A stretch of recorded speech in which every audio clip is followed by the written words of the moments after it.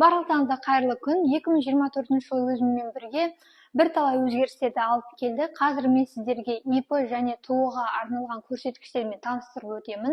Бұл негізгі ақпарат жалпыға бірдей болып есептелінеді. Сондықтан ИП-сы немесе ТО-сы бар туған таныстарыңызға жіберулеріңізге әбден болады. Себебі бұл ешқандай да секретный ақпарат емес. Бұл жалпыға бірдей маңызды ақпарат болып есептелінеді. Ең бірінші бізде бұл минимальная заработная плата, яғни ең төменгі жалақы өсті. Өткен жылы ол бізде 70 мың теңгені құрайтын болса, биыл ол өсіп бізде 85 мың теңгеге жетті. Сонымен қоса МРП, яғни айлық есептік көрсеткіште өсті. Ол 3692 теңгеге тең болды 2024 жылы.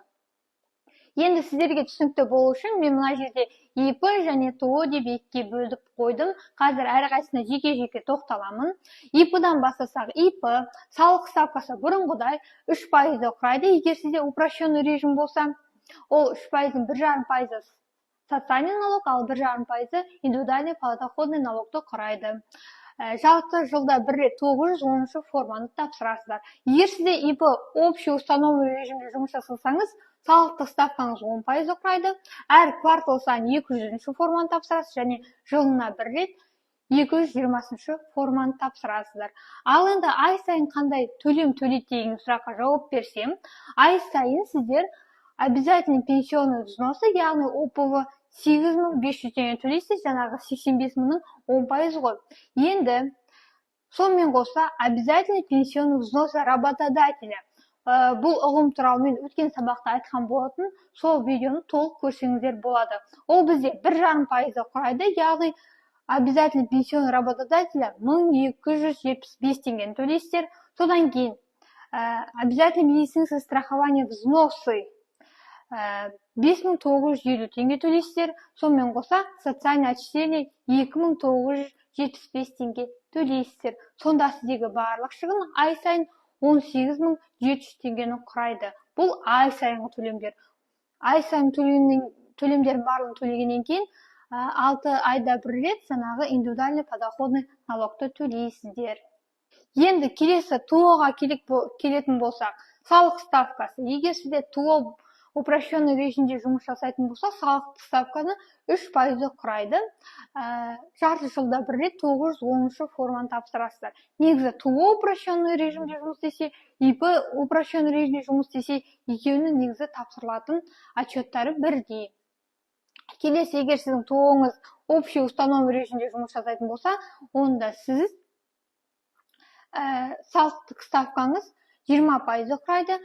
Сонымен қоса квартал сайын 200 форманы тапсырасыз және жылына бір рет 100 форманы тапсырасыздар. Енді ТО өзі үшін ештеңе төлемейді, бірақ ТО-дан міндетті түрде директор болады.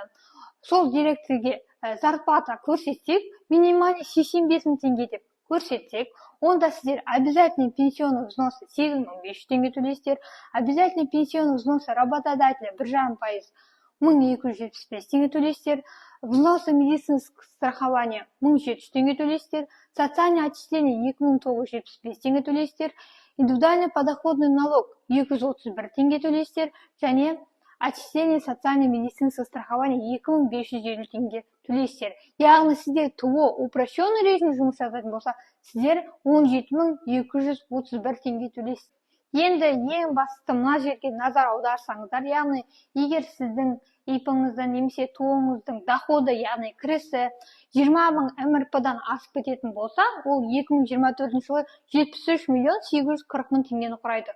Осы 73 миллион теңгеден асып кететін болса, онда сізге міндетті түрде НДС төлеу керек болады. НДС туралы толық ақпаратты негізі осының алдында видеода жасаған болатын, сол видеодан қарауларыңызға болады.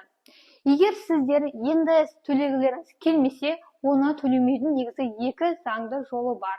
Ол біріншісі режим ауыстыру, яғни өзіңіздің режиміңізден басқа режимге ауыстыру.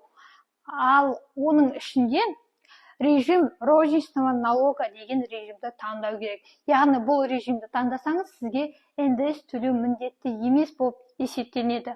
Ал бұл режимнің салықтық ставкасы 2-ден 4%-ға дейінгі аралықта болады.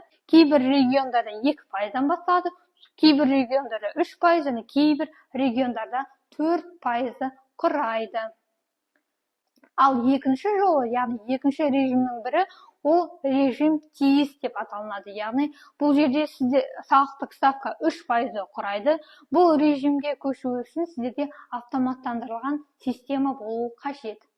Міндетті түрде осы жағдайды ескеріңіздер. Режим ауыстыру қиын емес, оны салық кабинеті арқылы ауыстыруларыңызға болады. Тағы да бір ескеретін жайт, егер режим ауыстырғыларыңыз келсе, ол бір айдан кейін ғана өзінің күшіне енеді. Мысалы, сіз 15 наурыз күні режим ауыстыруға заявление, яғни өтініш жасасаңыз, салық кабинеті арқылы сізге одобрение тек қана 1 сәуірден бастап келеді. Осы туралы біліп қойыңыз.